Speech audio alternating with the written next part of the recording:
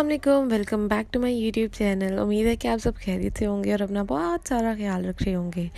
आज मैं आपके लिए जो वीडियो लेकर आई हूँ it's related to hair colour. पहले भी मैंने अपने बालों पे कलर किया, लेकिन थोड़े से मेरे अनइवन से मतलब डिस्कलरेशन कह सकते हैं बालों की हो रही थी। तो मैंने कहा मैंने कलर करना है तो क्यों ना आपके साथ उसकी वीडियो शेयर की जाए कि कौन सा कलर मैं यूज़ कर रही हूँ, उसकी मार्केट प्राइस क्या है, आपको अपने बालों की क्या केयर करनी चाहिए जब आप कलर करेंगे, सा कलर अच्छा भी है और पॉकेट फ्रेंडली भी है। ये सब आपको डिटेल आज मैं वीडियो में बताऊंगी। तो लेट्स स्टार्ट आवर वीडियो। सबसे पहले इस हेयर कलर की प्राइस की बात करते हैं। ये मुझे टोटल 1000 में एक ट्यूब मिली है। मेरे बालों पे कुछ ज़्यादा कलर की ज़रूरत नहीं थी, लेकिन अगर लेंथ के हिसाब से आपके बालों पे कलर आता है, तो अगर आपकी ज़्यादा लॉन्ग लेंथ नहीं है, आपके मीडियम मतलब लेंथ तक बाल हैं, तो 2 ट्यूब्स इनफ हैं। लेकिन अगर लॉन्ग लेंथ है ज़्यादा तो उस पर 3 to 4 भी लग सकती हैं ज़्यादा बड़े बालों पे। तो मैंने ये फ्रामेजी का कलर लिया है, इसका वॉल्यूम साथ में 2। ये मैं उधर मार्ट पे गई थी, सारा गाइड मुझे जहाँ उनके वर्कर्स होते हैं उन्होंने किया।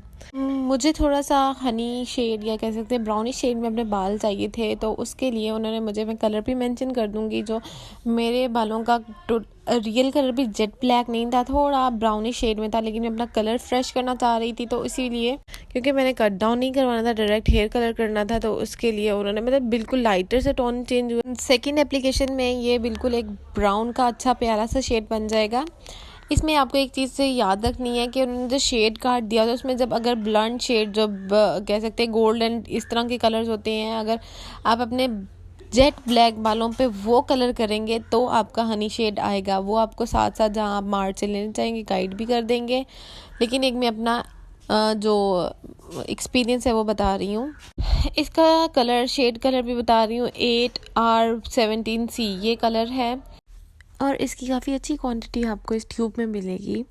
उसके अलावा मैं दोबारा कह रही हूँ कि शेड भी मैं आपको मेंशन कर दूँगी कि मैंने कौन सा शेड की लिया था, और उसके बाद मेरे बालों पे कलर कैसा आया वो भी मैं आपको एंड में आफ्टर बिफोर की पिक्चर अटैच कर दूँगी। उसके अलावा इसकी पैकेजिंग भी काफ़ी अच्छी है, अच्छी क्वांटिटी दी हुई है, और ये प्रोडक्ट जो है वो पाकिस्तान का नहीं है, बाहर का प्रोडक्ट है।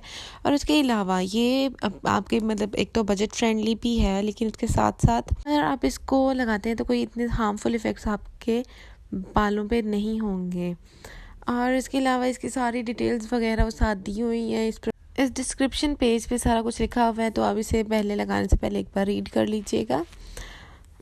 इसके अलावा एक इम्पॉर्टेंट बात आपको बताती चलूँ कि मैंने ये ट्यूब ली जो हेयर कलर की थी, उसके साथ उन्होंने मुझे 20 वॉल्यूम दिया। वो इसके लिए कि आपका, और ये 20 वॉल्यूम आपके बालों के लिए इतना हार्मफुल नहीं है। इससे कलर इंस्टेंट तो नहीं आएगा, लेकिन आप सेकंड अप्लाई में आपका बिल्कुल कलर जो है परफेक्ट जो आप चाहते हैं बालों का वो आ जाएगा। लेकिन अगर आप इंस्टेंट चाहते हैं कि वन टाइम यूज़ में आपका हेयर कलर जो है वो चेंज हो जाए, तो आप इस फ्रामेजी की ट्यूब जो हेयर कलर की ट्यूब है इसके साथ 40 वॉल्यूम लेंगे। लेकिन आपने उसको लगाने के साथ साथ एहतियात भी लाजमी करनी है, क्योंकि अगर आप इस फ्रामेजी की ट्यूब के साथ 40 वॉल्यूम यूज़ करेंगे, आपको वो रूट्स में नहीं लगाना। अगर आप वो रूट्स में लगाएंगे तो आपके जो बालों की ग्रोथ होगी वो ऑटो पे ही वाइट होना शुरू हो जाएगी। तो आप इस चीज़ का लाजमी एहतियात करिएगा। लेकिन उसके अलावा आप जब आप मार्ट वगैरह में जाएंगे वो भी आपको गाइड अच्छे से कर देते हैं कि आपके बालों के लिए बालों के कलर के हिसाब से जो है वो आपको आपका जो न्यू कलर होता है वो देते हैं, या जो आप चाहते हैं वैसे वाला। बाकी मैंने जो मतलब थोड़ी बहुत एहतियात थी वो बता दी, और इसके साथ ये बॉटल के लिए ओपन करने के लिए दिखा रही हूँ कि किसी छुरी या तेज़ धार की चीज़ से नहीं ओपन करना। आपने इसका जो बॉटल का कवर है वो उतारना है, उसकी बैक साइड पे एक नोज़ल सी दी होती है, उससे प्रेस करेंगे तो आपका कलर आराम से बाहर निकलेगा। तो इसमें आपने लाजमी एहतियात करना है।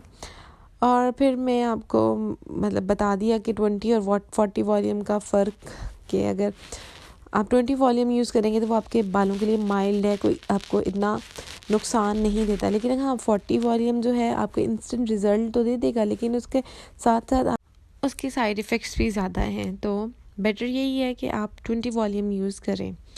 तो ये मैंने आपको डिटेल इसकी बता दी। अब मैं आपको बताऊँगी हाउ टू यूज़ इट। तरीका क्या है, हम किस तरह इनकी क्वांटिटी ऐड करेंगे।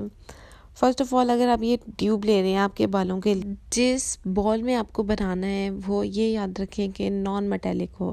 प्लास्टिक का बेस्ट है कि आप प्लास्टिक का यूज़ करें, तो उसमें मतलब आपने अपना हेयर कलर बनाना है। ये इसका वॉल्यूम जो है वो मैं 20 में ऐड कर रही हूँ। और इसके बाद ओवरऑल जो है हमारे पास ट्यूब हेयर कलर की ट्यूब, वो भी हम इसमें ऐड कर देंगे।